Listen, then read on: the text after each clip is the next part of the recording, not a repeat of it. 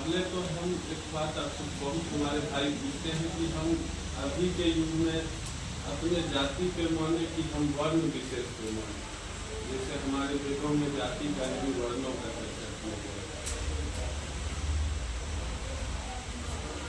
देखिए,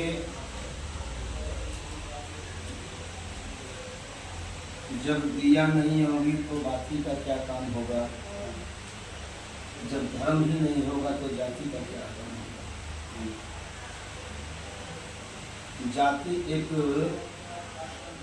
समाज को सुसज्जित ढंग से चलाने के लिए बनाया गया है। विभिन्न प्रकार का 4 विभक्तियां दी गई, 4 प्रकार से दिया गया कि आप अपने अपने कर्म के अनुसार। हाँ, लेकिन सर्वोपरि धर्म है।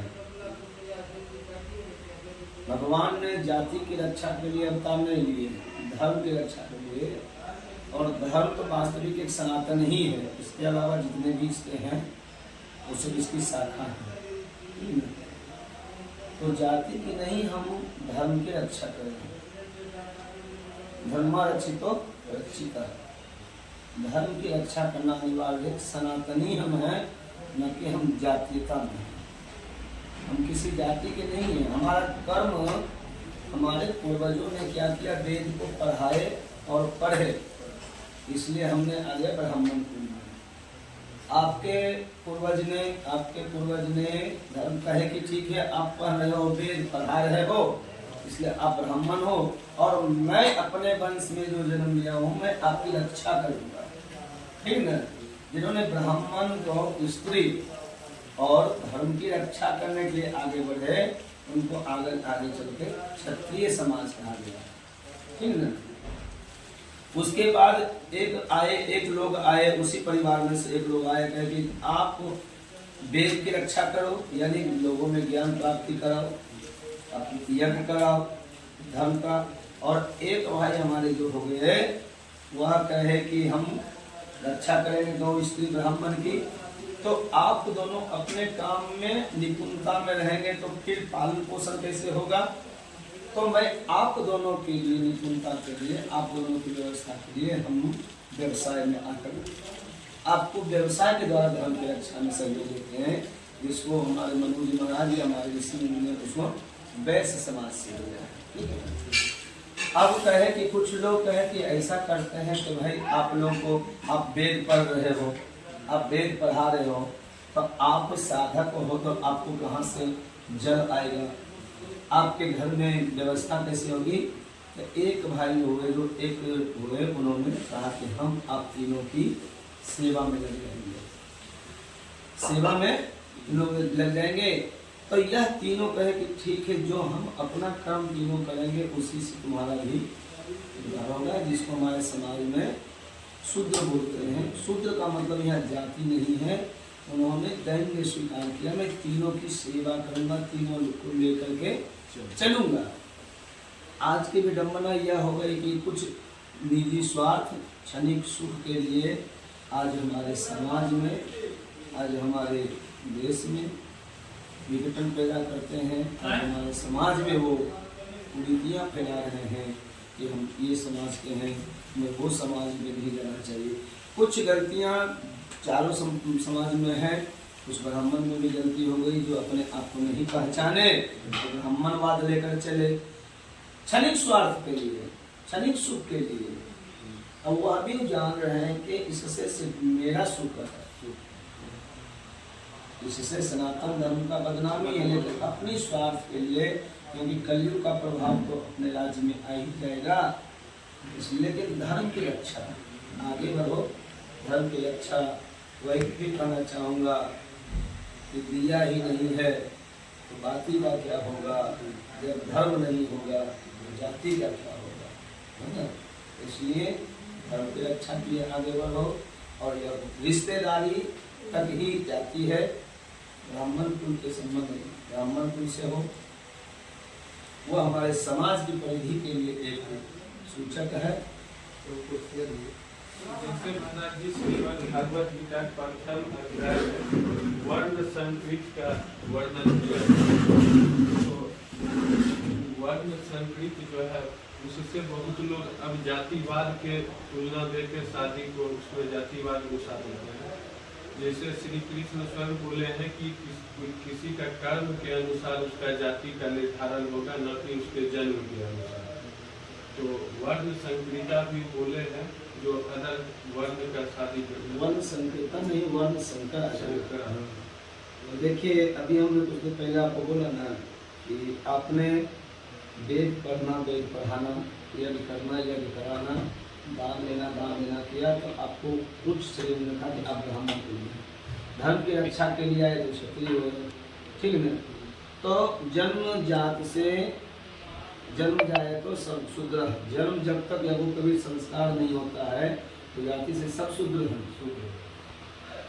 एक ब्राह्मण में 12 गुण होना चाहिए, ठीक है ना, जिसमें सबसे पहला क्या है? क्षमा, दया, तप, ज्ञान, साधना इत्यादि 12 गुण होना चाहिए ब्राह्मण में। और गीता भगवान श्री कृष्ण की वाणी है, उन्होंने वर्ण को यहाँ जाति से मत दो। वर्ण का मतलब होता है प्रकार, है ना। तो वर्ण का मतलब होता है यहाँ प्रकार। 4 प्रकार के स्वरूप में आपको रखा गया है, क्योंकि आप अमुक कार्य में करो, निपुणता हासिल करो। आप पूरे समाज में व्यवस्था, इन तीनों की भोजन की व्यवस्था, आर्थिक व्यवस्था के लिए जिन्होंने आगे तत्पर हुआ उसको वैश्य वर्ण में रखा गया, समझे। जिन्होंने धर्म की रक्षा के लिए कहा गया वो क्षत्रिय कुल में रखे गए। अब आगे चल करके उन्होंने कहा कि मैं क्षत्रिय कुल में ही हूँ, लेकिन आज के समाज में देख रहे सूत जी महाराज वह शूद्र कुल में जन्म लिए थे, लेकिन सोमका ने किसी ब्राह्मण को भागवत सुनाया। कलयुग में ब्राह्मण कुल में जन्म लिए श्री पूज्य रामसूत्र जी महाराज, जिन्होंने गीता का प्रकांड विद्वान, ठीक है। लेकिन शूद्र कुल में ही जन्म लिए पूज्य हनुमान प्रसाद पोद्दार और जय नंदलाल गोविंद का, जिनको श्री रामसूत्र जी महाराज अपना गुरु के बराबर मानते हैं, अपने गुरु के बराबर मानते हैं। विश्वामित्र ने क्षत्रिय कुल में जन्म लिया, क्या क्षत्रिय कुल में जन्म लिया। उगादी नंदन एक राजा के पुत्र थे, लेकिन उन्होंने अपने कर्म के अनुसार उन्होंने क्या किया? ब्रह्मत्व को, ब्रह्मर्षि की उपाधि मिली। अगर आप में सामर्थ्य है कि मैं ब्रह्म को ब्रह्म जाना है कि ब्रह्म को अगर जानने के लिए किसी की दक्षता, प्रखरता, निपुणता, प्रवीणता है तो आप क्षत्रिय से ब्राह्मण हो सकते हैं, लेकिन दिखावा नहीं करने का है। वास्तविक का धर्म जो कर रहा है, आपको शास्त्र कर रहा है उस अनुसार चलना पड़ेगा। यह न कि हम थोड़ा सा जानकारी ले लिए ब्राह्मणों का अपमान कर दें, हम तेज हो गए तो क्षत्रिय का अपमान कर दें, वो शास्त्र विरोधी है, आप वो धर्म विरोधी करते हैं और समाज के लिए आप एक प्रकार का सूट कर रहे हैं। जैसे महाराज जी हमारे यदुवंशी समाज से श्री कृष्ण आते हैं, तो जो यादव कुल के जो हमारे भाई हैं वो बोलते हैं कि हमको शूद्र के श्रेणी में रखा गया। इस पे थोड़ा कुछ प्रकार न किसने कह दिया? खुद बोलते हैं कि जो तुम सब हमको शूद्र के श्रेणी में रखा है, जैसे अखिलेश यादव बोलते हैं। राजनीतिक को देखो, राजनीतिक क्या है? राजनीतिक जो है, राजनीतिक करने वाले उनकी खुद की जाति नहीं है, उनकी है राजनीतिक शास्त्र है, लेकिन राजनीतिक जो है वो एक शास्त्र का अंग है, ठीक है। अच्छा, शास्त्र में एक राजनीतिक शास्त्र है, लेकिन शास्त्र के अनुसार राजनीति आज नहीं कर रहे हैं। अब क्या कर रहे हैं? आप स्वार्थ के लिए कर रहे हैं, जिससे हमारा क्षणिक लाभ फायदा है। रोटियां सेकना जिसको लोग की भाषा में यादव जो है, जैसे राजा यदु के वंश में, राजा ययाति के वंश में, ठीक है, एक सबसे छोटे पुत्र हुए जिनका नाम हुआ पुरु। आगे चल करके उनके वंश में हुए पुरुला। उनके वंश में आगे चल कर एक हुए राजा यदु, एक हुए यादव, एक हुए वृष्णि, ठीक है। तो यादव के वंश में जो यादव, यह सूर्यवंशी या जो क्षत्रिय जो है वह सूर्यवंशी है, और यादव जो क्षत्रिय है इतना के शूद्र है। यदुवंशी जो है यादव वंश में, अब सपोज दैट जैसे आपके पिताजी 3 भाई, आपके पिताजी 3 भाई, तो एक का नाम हो जाएगा रामचंद्र, एक का नाम श्यामचंद्र, एक नाम मोहनचंद्र, ठीक है। तो अब चंद्र लगे, तीनों में चंद्र लगा हुआ है, आगे चलकर कोई ऐसे पुत्र जन्म ले वंश में जो कहे कि नहीं हम चंद्रवंश चलेंगे, हम तीनों रामचंद्र श्यामचंद्र मोहनचंद्र हटा दें और तीनों में चंद्र लगाओ, इसलिए हम चंद्र ही लेकर चलेंगे। लेकिन अब वंश किनके हैं? रामचंद्र के, श्यामचंद्र के, मोहनचंद्र के, है ना। तो इसी तरह चल करके राजा यदु के वंश के कारण यदुवंशी कहलाए, जिस पर दोनों क्षत्रिय हैं, दोनों अययाति के वंश के हैं, दोनों राजा अययाति के वंश के हैं। एक रघुवंशी हुए और कुछ भाग में एक भाई बटे, वह यदुवंश कहलाए, जो यदुवंशी हुए। उन्हीं के कुल में एक राजा हुए जिनका नाम यादव है। और यह श्रीमद् भागवत महापुराण के 9वें स्कंद में वर्णन है और पद्म पुराण के 3य और 4th स्कंद में वर्णन है। तो यादव जो भी है वह जो है वह कौन है? क्षत्रिय है। यादव ही नहीं, अभी एक और आपको अपने को शूद्र में मानते हैं, जिनको लोग बोलते हैं चंद्रवंशी, जिसको बिहार में कहार जाति से कहते हैं। अब विडंबना यह कि अपने को कहते हैं वह चंद्रवंशी, दूसरी तरफ कहते हैं कि हम हैं शूद्र। अरे चंद्रवंशी भगवान श्री कृष्ण है। जो अपने कुछ लोगों का कहना होता है कि हम जरासंध के हैं, तो जरासंध जो है नाम उसका जरासंध नहीं है। मगध नरेश में मगध के जंगल में एक जरा नाम की राक्षसी ने 2 बालक को जोड़ दिया। ऋषि के फल देने के कारण एक क्षत्रिय राजा की 2 पत्नी थी, समझे, और महात्मा फल दिए, लेकिन दोनों रानी को बराबर बराबर बांट करके दिया। इसलिए एक रानी के गर्भ से दायां भाग जन्म लिया, एक के बायां भाग जन्म लिया। और क्या हुआ, राजा सोचा कि मरा हुआ पुत्र घोषित जन्म लिया, इसलिए दोनों को जंगल में फेंक दिया। और जंगल में जब उसको फेंक दिया तो एक राक्षसी ने देखी कि 2 टुकड़ा है, मेरा भोजन हो जाएगा, और अट्ठास करते हुए जो ही चिपक गया दोनों आपस में, और वह जुड़ गया, जीवित ही था, महात्मा का फल था, इसलिए वह जरा नाम की राक्षसी ने उसको जोड़ा, इसलिए नाम उसका जरासंध पड़ा। जो कहते हैं आज के चंद्रवंशी के हम जरासंध के वंशज हैं, यद्यपि वह भी चंद्रवंशी राजपूत है, वह क्षत्रिय है। कहार जाति में जो है, सिर्फ यादव ही नहीं, यादव तो रघुवंशी नहीं, यदुवंशी है। जिस तरह आपके पिता के 3 पुत्र हैं और तीनों अपने अपने नाम पे, कोई इंजीनियर हो गए, कोई डॉक्टर हो गए, कोई किसान हो गए, ठीक है ना। तो किसान वंश कोई नहीं है, डॉक्टर कोई वंश नहीं है, इंजीनियर कोई वंश, और आपके पिता के तीनों संतान है। तो यादव नाम पे राजा प्रतापी राजा थे, यदुवंशी कहलाए, यादव वंशी कहलाए, सुने ना। और जरासंध के वंशज जो अपने को शूद्र मानते हैं, हीन मानते हैं, जो क्षणिक स्वार्थी नेता लोग उसको अपने लोगों से लेते, अगर जो शूद्र जाति के हो, कुल जाति के हो, कहार जाति जो है वो क्षत्रिय जाति है। जैसे महाराज जी हम महाभारत में उल्लेख देते हैं कि माता गांधारी श्री कृष्ण को श्राप दिए थे कि जो यदुवंशी सब समाप्त हो जाएगा। आज के युग में यदुवंशी अपने आप को मानते हैं, जब उनके श्राप से सारा यदुवंशी नष्ट हो गया है। आज के युग में कुछ यदुवंशी जो थे, जब भगवान श्री कृष्ण ने द्वारिका का निर्माण किया, तो कुछ यदुवंशी जो थे भगवान कृष्ण के साथ द्वारिका गए, और कुछ यदुवंशी मथुरा में ही रहे, कुछ यदुवंशी ब्रज क्षेत्र में ही रहे, कि मैं कृष्ण को मानता हूँ लेकिन मैं यहाँ भी रहूंगा। तो गांधारी ने श्राप दिया कृष्ण के वंश को, यदुवंश को, कृष्ण के वंश को दिया, लेकिन कृष्ण के वंश में और भी तो थे। कृष्ण के वंश में गांधारी ने श्राप दिया यदुवंशी समाप्त जाएंगे, लेकिन मैं बता रहा हूं कि यदुवंशी में और जो राजा थे अपना जो जिनको महाभारत से कोई मतलब नहीं था, 56 करोड़ यदुवंशी, भगवान श्री कृष्ण के पूरे वंश जो थे वह 56 करोड़ यदुवंशी थे जो प्रभास क्षेत्र में मारे गए। लेकिन जो मथुरा में रह गए कृष्ण के और 8 भाई जो थे, 6 भाई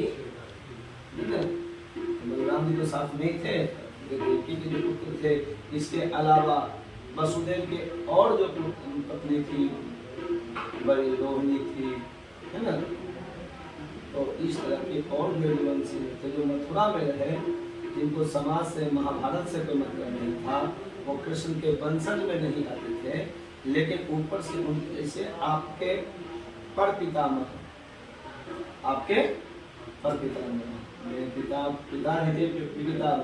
पिताजी के दादाजी बाबा जी, उनके वंश चल के आगे बहुत विस्तार हो गया, है ना, और किसी कारणवश से श्राप लगा नीचे, वह वंश आगे रह गया, ठीक है ना। और श्राप दिया जाता था जो वंश आपका युद्ध में भाग लिया, भगवान कृष्ण को श्राप दिया गया, तो भगवान श्री कृष्ण के 16,108 प्राणी पकड़ाने, सबसे 8 पुत्र, उससे इनको 56 करोड़ यदुवंशी हुआ, जिनका श्राप प्रधान दी। लेकिन मथुरा में जो रह गए थे यदुवंशी, उनके कुछ परिवार, वह आज भी हमारे समाज में है, और यह वर्ण प्रथा के अनुसार आज के यदुवंशी हैं, जो क्षत्रिय हैं, जो मथुरा में रहते हैं। जैसे महाराज जी सब बोलते हैं कि जो श्री कृष्ण भगवान की 16,008 शादी किए थे, तो हम 8 शादी क्यों नहीं कर सकते हैं जब उतना शादी कर सकते हैं? हम आज की कथा में इसका वर्णन करेंगे, लेकिन फिर भी आपका प्रश्न है। देखो जी, भगवान के चरित्र जब तक नहीं श्रवण करोगे, बढ़िया से चिंतन नहीं करोगे, समझ में नहीं आएगी। भगवान श्री कृष्ण जो हैं 16,108 विवाह किए। संक्षेप में बता देता हूँ कि 8 प्रकृति है। प्रकृति में कौन कौन आती है? पृथ्वी, जल, अग्नि, वायु और 100 उपनिषद, हमारे वेद के 100 उपनिषद, और 16,000 जो हैं वह वेद की ऋचा है। हमारे वेद में 1,00,000 मंत्र हैं, जिसमें 4,000 ज्ञान कांड के, 16,000 उपासना कांड के, और 80,000 जो मंत्र हैं वह कर्म कांड के, वह कर्म कांड के। तो 16,000 उपासना कांड के जो मंत्र हैं, यानी जो भगवान के जिनके द्वारा हम उपासना करते हैं, पूजा करते हैं ना, तो वह जो वेद के मंत्र है, 16,000 उपासना कांड के जो मंत्र हैं, वह भगवान की रानी बनकर आई, और वह समाज में कुरीतियां नहीं फैले, क्योंकि वह एक राजा के द्वारा, एक दुष्ट राजा के द्वारा, इसका नाम रोमासुर था। रोमासुर था, वह पृथ्वी का पुत्र था। उन्होंने राजकुमारियों का हरण करके संकल्प लिया था कि हम एक बार 20,000 राजकुमारी के साथ में विवाह करना है। भगवान कृष्ण ने इसलिए उनको स्वीकार किया कि वह राजकुमारी का पिता अपने घर में रखने के लिए तैयार नहीं हुआ कि तुम दुष्ट राजा के जेल में बंद हो। हमारे समाज में उसका कोई राजकुमार विवाह करने के लिए तैयार नहीं हुआ, तो सभी भगवान श्री कृष्ण के शरण में आई, क्योंकि अगर वह राजा को विवाह नहीं करता तो आत्महत्या करती, तो आत्महत्या करना पाप है। और दूसरा था कि गलत मार्ग पे कुमार्गी होना, तो कुमार्गी होना डबल पाप है। इसलिए सभी वेद की ऋचाएं थी, और समाज को ज्ञान देने के लिए कि आत्महत्या नहीं करनी चाहिए, कुमार्गी के सनातनी को नहीं जाना चाहिए, कर तुम सर्वथा कर तुम भगवान कृष्ण हैं।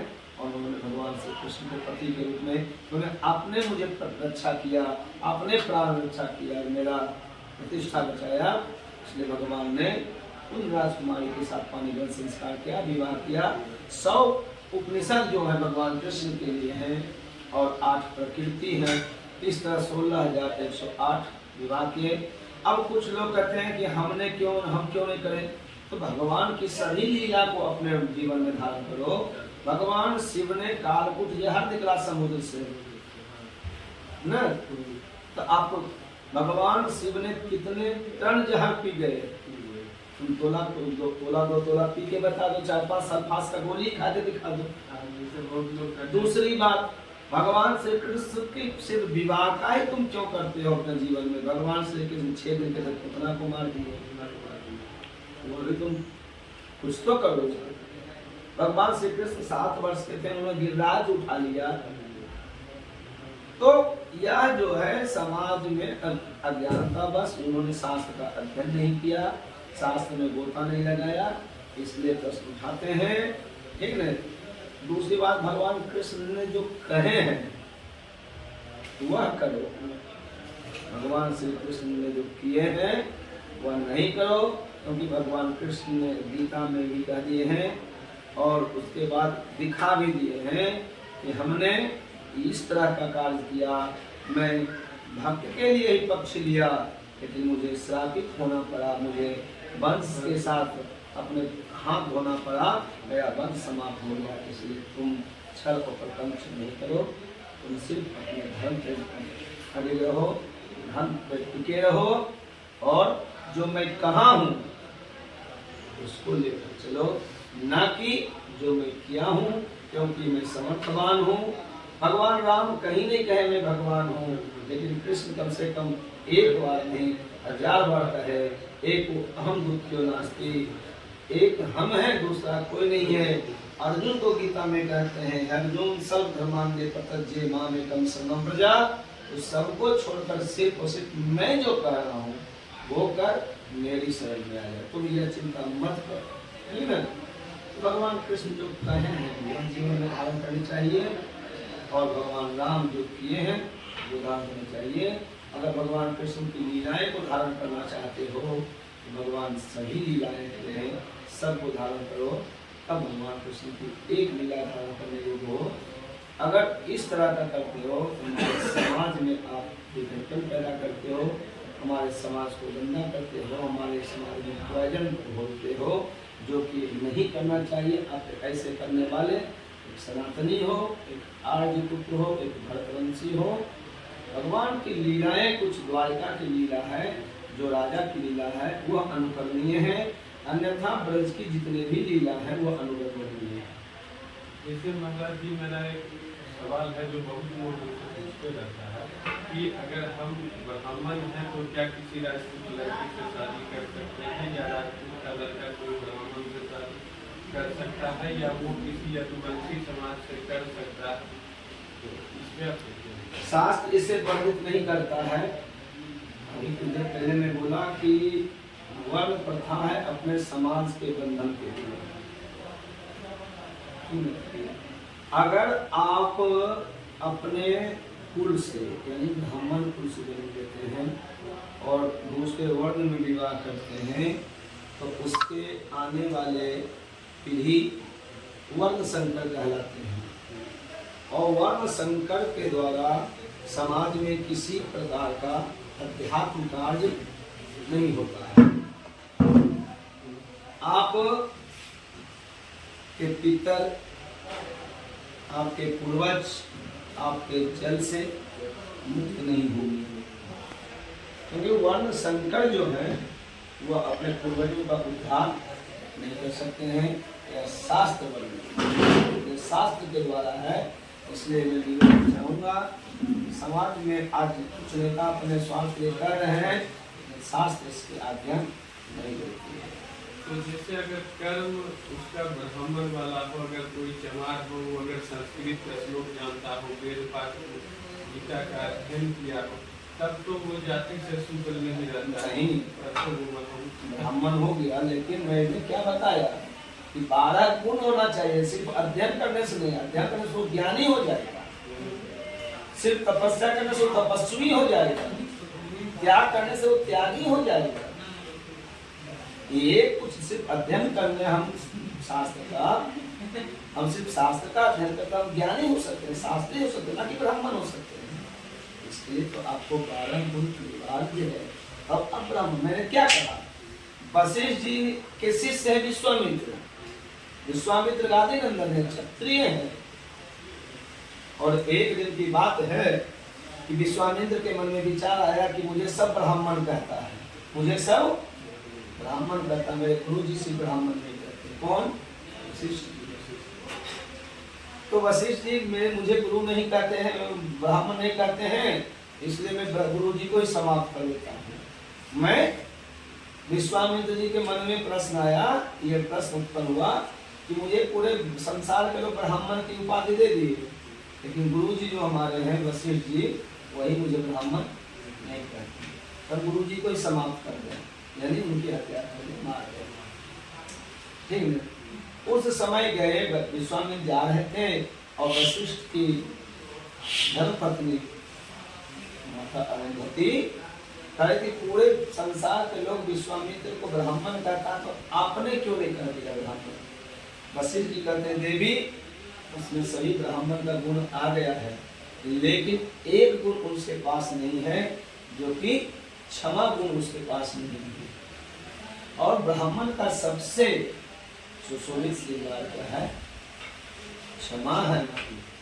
सभी श्रृंगार कर लो और काजल अगर नहीं लगाया तब सब श्रृंगार बेकार है।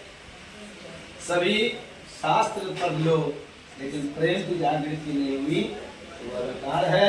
सभी प्रकार का भोजन बना लो लेकिन लवण बिना बहु व्यंजन कैसे, उसमें नमक नहीं डालो। तो 12 गुण में अगर क्षमा नहीं है देवी, दया नहीं है, तो मैं कैसे ब्राह्मण का गुण, क्योंकि मैं राम का गुरु होना चाहिए, गुरु में ब्राह्मण कुल में हूँ। और यह बाहर से विश्वामित्र सुन रहे थे और उन्हें फलसा फेंक करके वशिष्ठ के चरणों में गिर गए, राही मान करके। उसी समय वशिष्ठ कहते हैं वो विप्र पश्चाताप के प्रायश्चित किए, तो शास्त्र का अध्ययन करने से वो शास्त्री हो सकता है, ज्ञानी हो सकता है। अभी आप देख लो, अमुक आदमी ने सपोज है किसी अन्य जाति में ले लिया, शास्त्र का ज्ञान कर दिया, शास्त्री का हो गया, कथावाचक हो गया, करने लगा, लेकिन अध्ययन कर लेने के बाद ब्राह्मण का ही हुआ नीचा दृष्टि से देखने लगा। तो आप ब्राह्मण कैसे हो गए? आप शास्त्री भी नहीं हुए। ज्ञानी का मतलब यह नहीं होता मैं किसी का अपमान करूं, मैं किसी का अपमान करूं, यह ज्ञानी का मतलब नहीं होगा। तो फिर आप अहंकारी हो गए।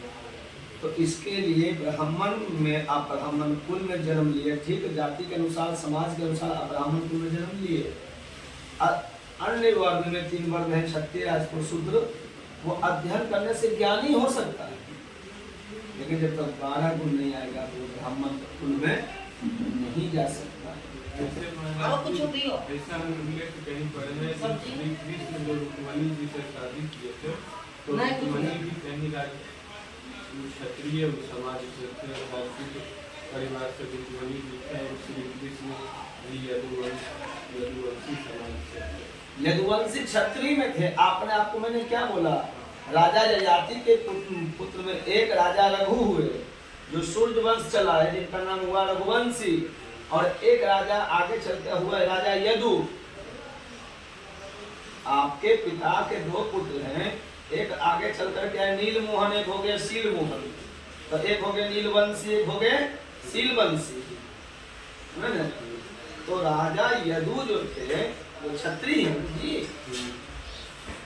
यदुवंश आप यादव नाम से चले प्रतापी राजा, जैसे राजा जनक के निमि के शरीर का मंथन हुआ तो राजा जनक हुए, सभी आत्मज्ञानी ब्रह्म, इसलिए जनक कह रहे हैं, लेकिन वो निमि वंशी है क्योंकि निमि के शरीर का मंथन हुआ ना। तो राजा यदु के वंश में कृष्ण जन्म, इसलिए यदुवंशी, लेकिन क्षत्रिय, ठीक ना। और भगवान श्री कृष्ण का विवाह रुक्मिणी से हुआ तो विदर्भ देश के राजकुमार जो थे, जिनका नाम था राजा भीष्मक, जिनकी पुत्री थी मिली थी, रुक्मिणी मिली थी, कमल के फूल पे गई थी, है ना? तो राजा भीष्म भी क्षत्रिय हैं, भगवान कृष्ण भी क्षत्रिय हैं।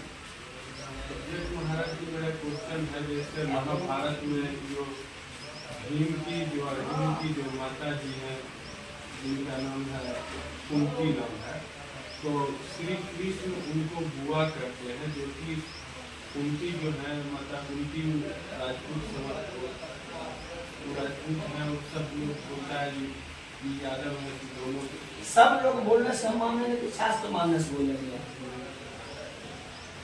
3 वंश चला है, रघुवंश, कुरुवंश और यदुवंश। तो पांडव जो हुए क्या किस वंश में हुए? कुरुवंश, कुरुवंश, ठीक ना? और कृष्ण हुए यदुवंश में। क्षत्रिय दोनों हैं, दोनों अलग नहीं है। अपना भारद्वाज है वही सब आज का युग क्या है कि जो कुछ ब्राह्मण जो है भूमिहार जो है दोनों को अपने आप को अलग मानते हैं, पर कुछ बोलते हैं कि भगवान परशुराम वो अध्ययन नहीं किए हैं। अज्ञानता में जब हम बैठे थे घरों में तो मैं समझा मूसा विद्वान कोई नहीं, लेकिन जब मैं समुद्र के किनारे गया तो बैठे बैठे कंकरियां ही सुन रहा था, है ना? अगर आपके द्वारा कोई प्रश्न हुआ है तो आपका समाधान स्वयं करोगे, क्योंकि समाधान कोई भी करेगा तत्काल दूसरा प्रश्न हो जाएगा। जब तक चिंतन नहीं करोगे, जिन ढूंढा तित पाया गहरी पानी है। चिंतन शास्त्र सम्मत पूरी देखा, शास्त्र को बार बार जब अध्ययन करोगे, चिंतन करोगे, तब ये समझ में आएगी। अन्यथा जैसे आपसे पूछा जाए आपने आम खाया, कैसा लगा? मीठा लगा। अब फिर प्रश्न हो जाएगा कि कैसा मीठा लगा? गुड़ के जैसा? नहीं, उससे अलग। चीनी के जैसा? नहीं, उससे अलग। गन्ना के जैसा? नहीं, उससे अलग। खीर के जैसा? नहीं, उससे अलग। जितने बात आप बोलोगे उस पे एक प्रश्न खड़ा हो जाएगा, लेकिन आप बोलोगे खुद खा करके देख लो, प्रश्न। जब स्वयं आप चिंतन नहीं करोगे, शास्त्र का अध्ययन नहीं करोगे। अमुक आदमी ने कहा, सबसे बड़ी विडंबना के अमुक संत ने कहा। अरे शास्त्र तुम देखो ना, शास्त्र को अध्ययन करो, गोता लगाओ ना। समुद्र का पानी खारा है, हम तब तक नहीं मानेंगे जब तक खुद नहीं पिए।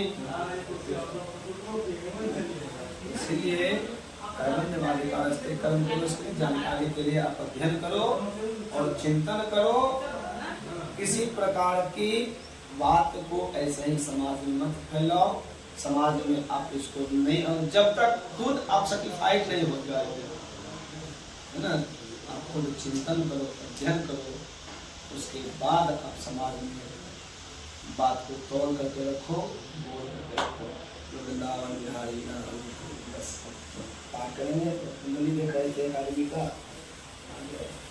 हाँ, तो अगर आप महाराज जी से कथा करवाना चाहते हैं तो महाराज जी कथा भी करते हैं। इनका मोबाइल नंबर आपको दे देंगे, तो आप महाराज जी से संपर्क भी कर सकते हैं। आशीर्वाद लगे रहो सनातन धर्म के कार्य में, और सिर्फ धर्म को लेकर चलो, ना कि जाति को लेकर चलो। और ऐसे ही हमारे समाज के जो नवयुवक अज्ञानता में भटक रहे हैं, उन्हें ज्ञान से, प्रेम से सबसे कहो कि तुम आर्य पुत्र हो, तुम सनातन पुत्र हो, तुम भरतवंशी हो, भारत माता के संतान हो, है ना? और सनातन को लेकर चलो, सनातन की ध्वजा लेकर चलो। जाति की प्रथा अपने घर तक रखो, समाज तक रखो। इस जाति प्रथा को तुम अपने धर्म में ऐसा कोई कार्य न करो कि रात्रि में नींद नहीं आए, और रात्रि में ऐसा कोई कर्म नहीं करो कि सुबह मुंह दिखाने के लायक नहीं रहे।